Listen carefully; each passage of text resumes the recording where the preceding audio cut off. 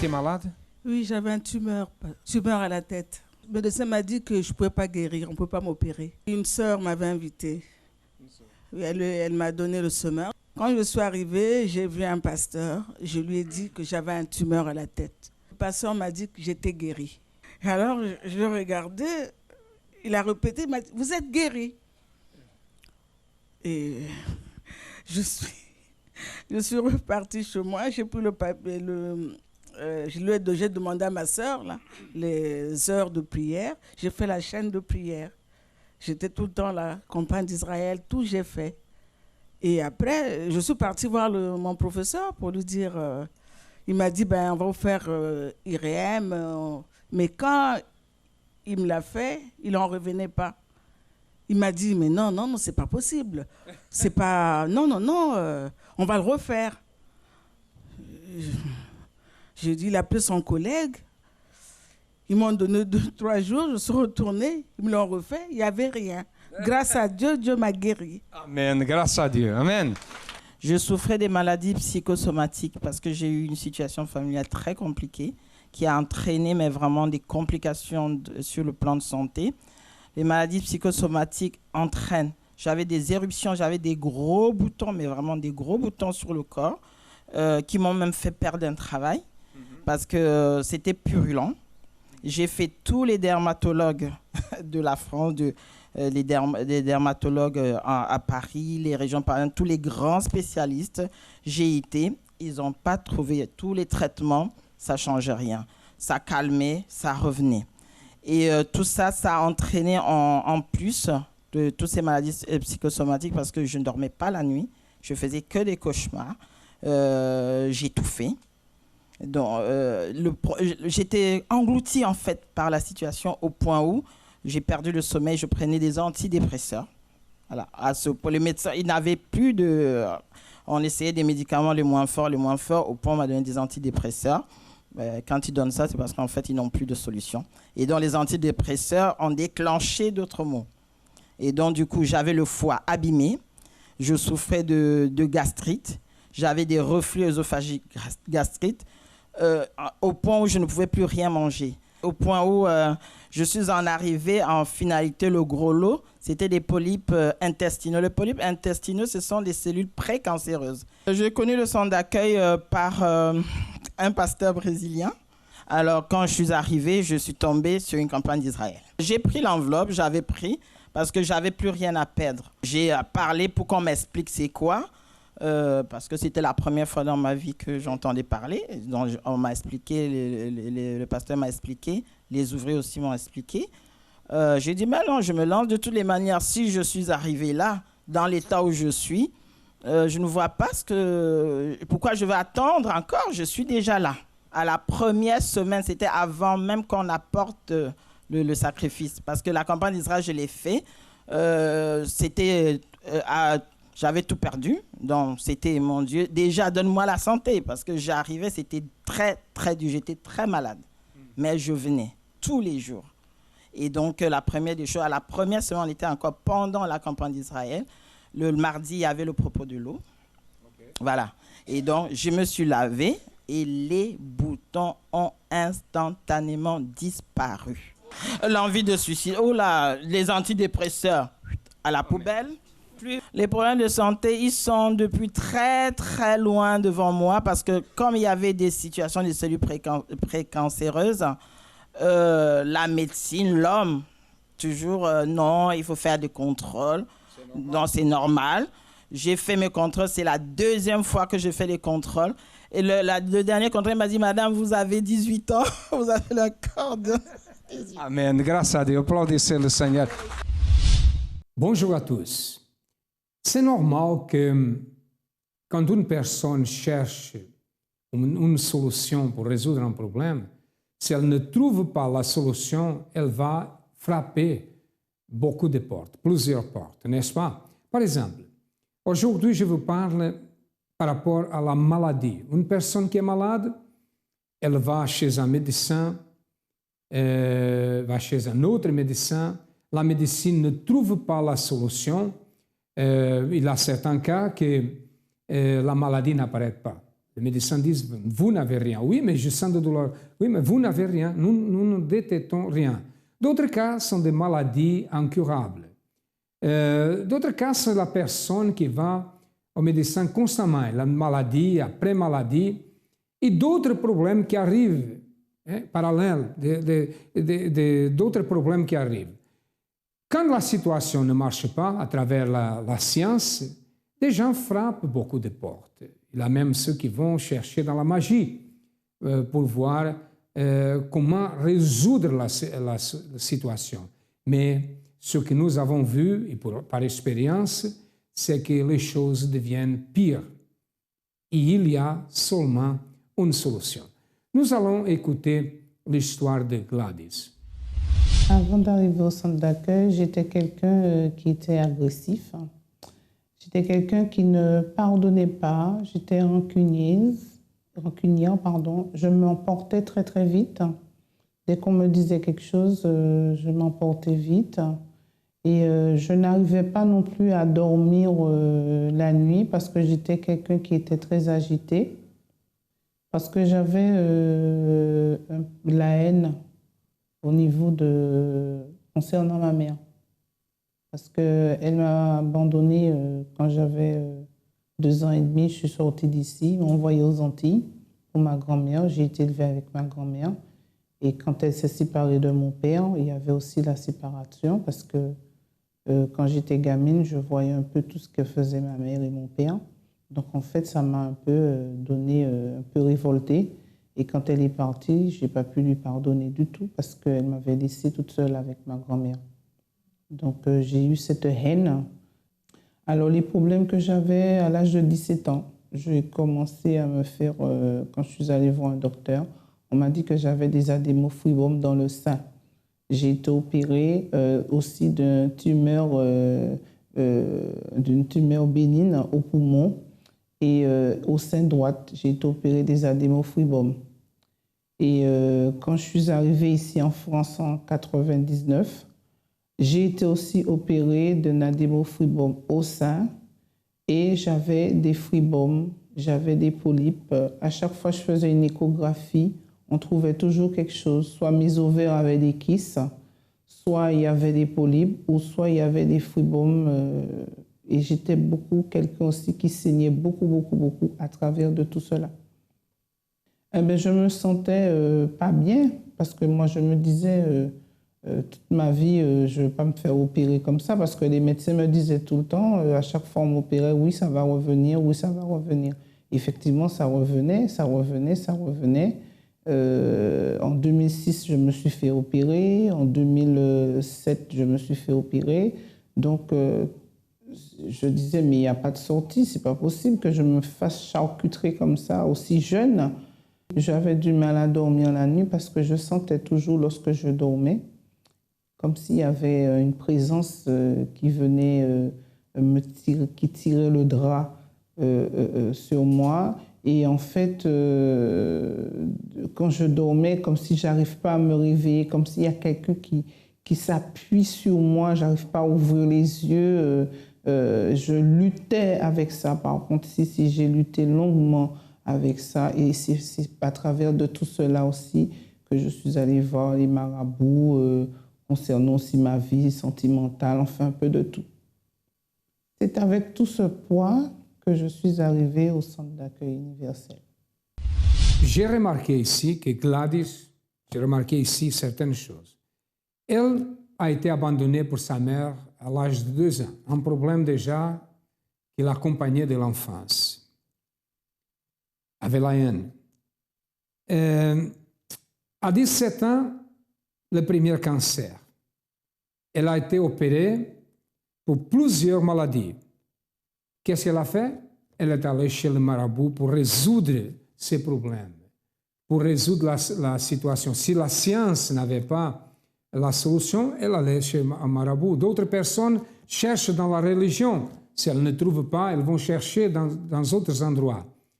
Mais mes amis, nous recevons beaucoup de personnes dans cette situation. Et la seule chose qui peut changer la vie d'une personne comme ça, c'est à travers la thérapie spirituelle. Regardez, Je suis arrivée au centre d'accueil avec tout ce poids déprimé, agressif, pas bien du tout. Donc, quand je suis arrivée, donc j'ai commencé à faire mes chaînes de prière et puis j'ai aussi été délivrée. À chaque vendredi, je manifestais. Et pendant toutes ces chaînes de prière du vendredi, c'est vrai, ça m'a beaucoup apaisée. C'est là que j'ai commencé à voir un changement en moi. J'ai commencé à bien dormir le soir. Je n'avais pas de problème pour dormir jusqu'à présent. Et à travers tout ça, je me suis sentie bien à travers de la prière, grâce à Dieu. J'ai participé à plusieurs campagnes d'Israël. C'est pour justement que j'ai un changement dans ma vie. Parce que, en fait, quand je fais une campagne d'Israël, je dis au Seigneur, mon Dieu, je remets toute ma vie sous ton autel et que ta volonté soit faite. Et Dieu fait ce qu'il a à faire. Mais j'ai fait la campagne parce que j'avais envie. J'avais envie de me donner à fond pour Dieu, parce que je sais que Dieu, c'est un Dieu qui est puissant et rien n'est impossible à lui. Alors donc, j'ai décidé de me sacrifier l'argent de mes enfants, sacrifier tout ce que j'ai et rester sans rien du tout. Et à travers de ça, j'ai agi ma foi et Dieu m'a aidé, m'a donné la bénédiction dans ma santé, dans tout. Donc en fait, j'ai fait tout ce que Dieu m'a dit de faire. J'ai sacrifié. Mes enfants avaient un petit compte qui n'avait pas beaucoup d'argent. J'ai pris dedans. J'ai sacrifié, j'ai tout fait. Et c'est de là que Dieu a établi ma santé, moi et ma fille. Ma fille, en fait, à l'âge de 3 semaines, le médecin a déclenché qu'il avait une bronchite et aussi un problème d'asthme. Donc, ce qui fait, cet enfant, je l'ai emmené plusieurs fois à faire des séances de kiné. J'ai pu faire au moins 80 séances de kiné et il n'y avait pas de solution. Donc, aussi, à travers de ma foi, avec l'huile bénie, le sel et tout, je faisais l'onction sur ma fille. Je posais les mains sur elle, je la frictionnais avec l'huile et ça allait. Ça a été beaucoup mieux en faisant la prière, en faisant tout. Mais après, le médecin m'a dit que ma fille, comme elle avait des glaires dans le nez, le médecin voyait qu'elle avait la végétation. Et là, j'ai fait les examens qu'il y a à faire. Et là, ils ont découvert que ma fille n'a rien du tout. Même au niveau, on lui a fait faire des tests pour voir s'il y avait déjà allergie. Ma fille n'a rien. Grâce à Dieu, elle est en bonne santé. Moi, je suis en bonne santé. Soigner les blessés, guérir les infirmes, donner la prospérité, rétablir la vie, sauver et délivrer les captifs. L'huile consacrée au temple de Salomon est imprégnée d'un pouvoir de délivrance. Le même qui se trouve dans son état original, dans la foi vive et intelligente. Cette huile, en vérité, représente le début d'un renouvellement ou d'une transformation totale de la vie de chacun. Des millions de membres du centre d'accueil dispersés dans tout le monde. Pour tous ceux qui désirent avoir ce changement complet et divin. Pendant 7 semaines, 7 domaines différents de la vie seront abordés. Chaque personne qui n'acceptera pas de perdre cette opportunité unique recevra l'onction d'huile consacrée dans le temple de Salomon. L'huile consacrée dans le temple de Salomon par 20 000 serviteurs du Dieu vivant. Du 3 août au 20 septembre. Plus d'informations sur notre ligne amie 24 heures au 01 53 35 85 12 ou centre-d'accueil.net. Centre d'accueil, nous croyons en vous comme personne.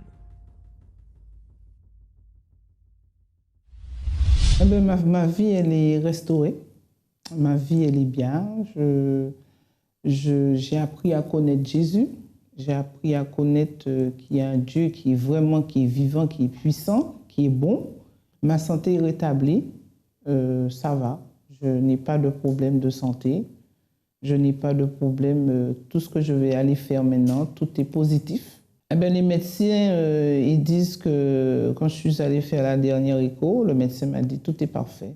Il n'y a rien de... On m'avait donné un examen en plus à faire. Elle ne l'a même pas fait parce qu'elle m'a dit qu'elle ne voit pas l'utilité de le faire. Eh bien, ma fille, elle est guérie. Elle dort bien le soir. Elle n'a pas de problème. Ça va. Grâce à Dieu. Dieu a rétabli nos vies. J'ai pardonné ma mère. Je prie pour elle et elle est en bonne santé. Elle a été opérée. Ça va beaucoup mieux. Et on est en contact. On se parle. Ça va. Grâce à Dieu, ça va. J'ai plus de colère. Je me sens apaisée, je me sens bien.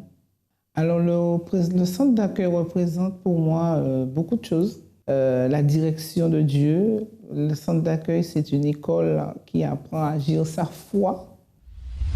Aujourd'hui, elle est entièrement guérie, n'a plus la haine, la vie transformée. Pourquoi? Parce qu'au centre d'accueil, elle a participé de la campagne d'Israël, elle a pratiqué une foi intelligente et à travers la foi, sa vie a changé. Parce qu'il est écrit que la foi peut faire mouvementer, déplacer une montagne. C'est vrai que nous ne sommes pas là pour faire déplacer les montagnes, parce que ça n'a pas de bénéfice.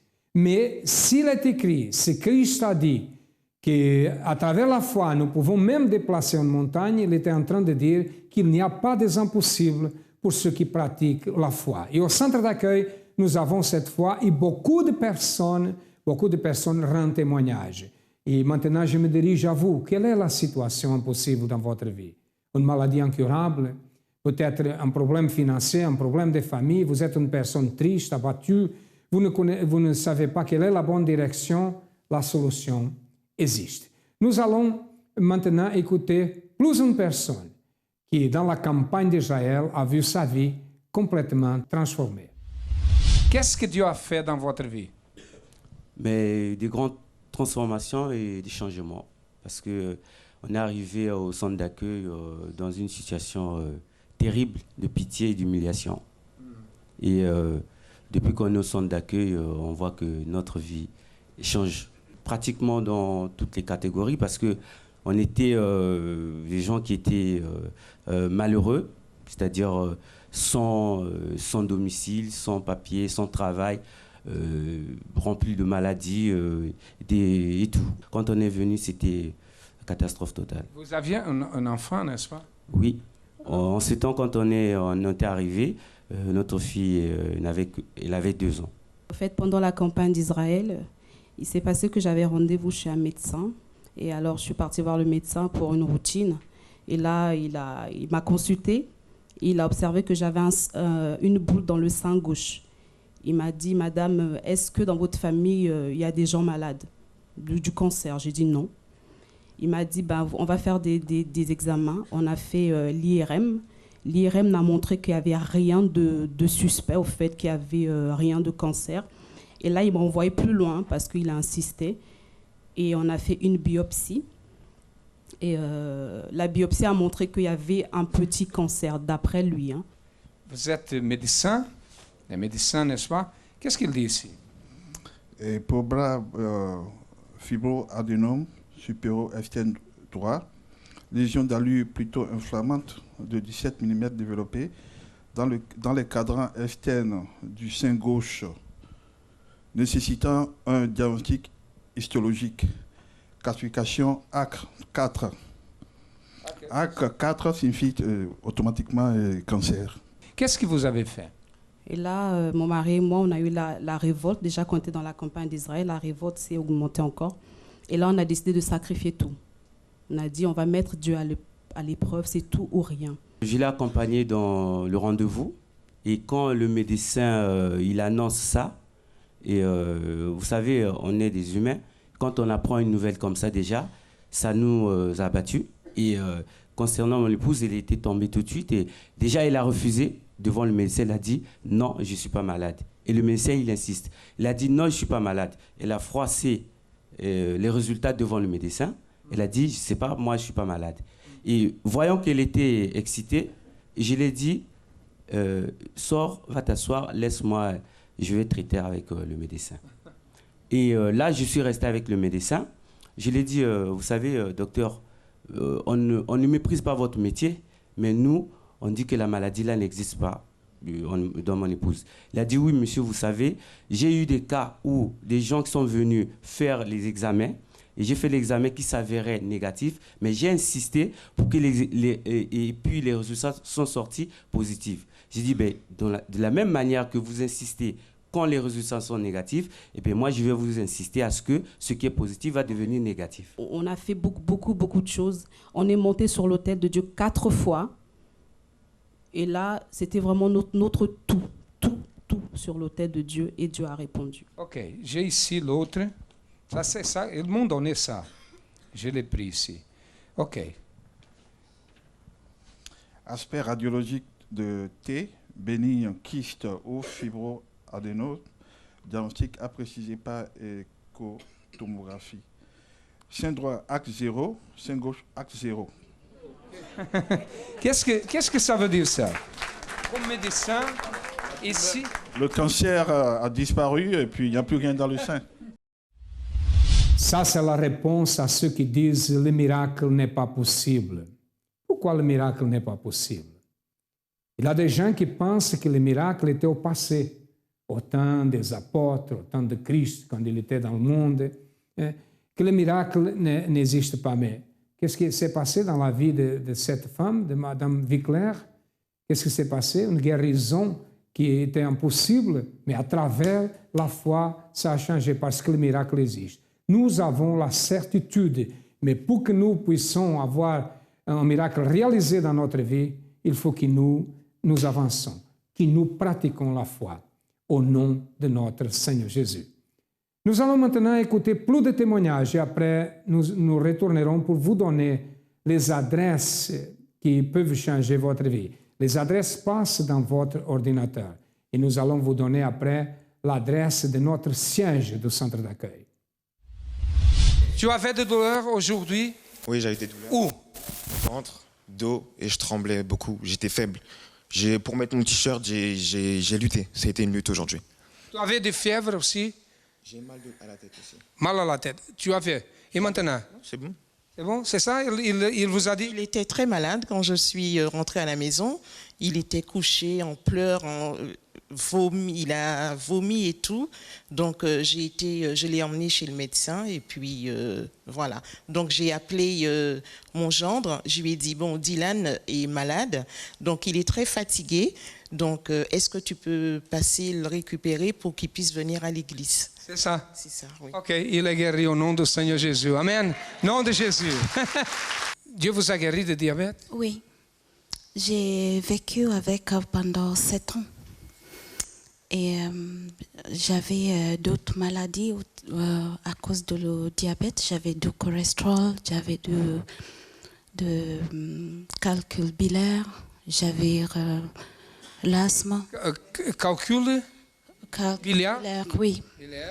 L'asthme, diabète, cholestérol, qui était où? Oui. Et la tension.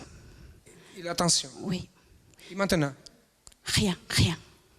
Rien du tout. Vous êtes au centre d'accueil depuis combien de temps? Ça va faire 4 ans.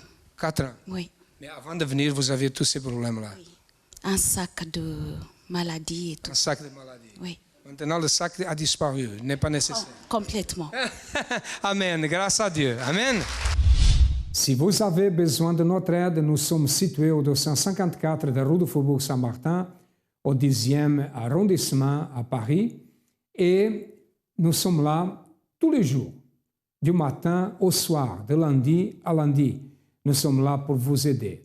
Cherchez le centre d'accueil le plus proche de vous si vous avez besoin de cette aide et certainement vous allez trouver la solution. À demain et que Dieu vous bénisse à tous abondamment.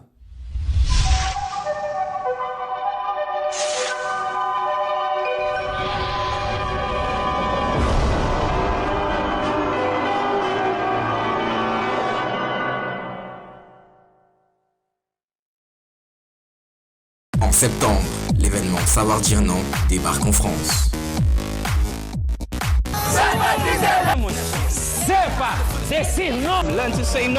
Un mouvement à travers l'Europe. Portugal, Angleterre,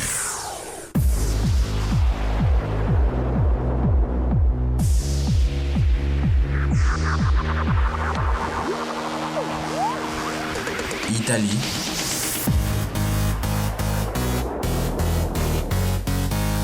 Suisse, Russie et maintenant la France. Rendez-vous samedi 27 septembre à 15h au Doc Pullman pour l'événement de l'année, Savoir dire non.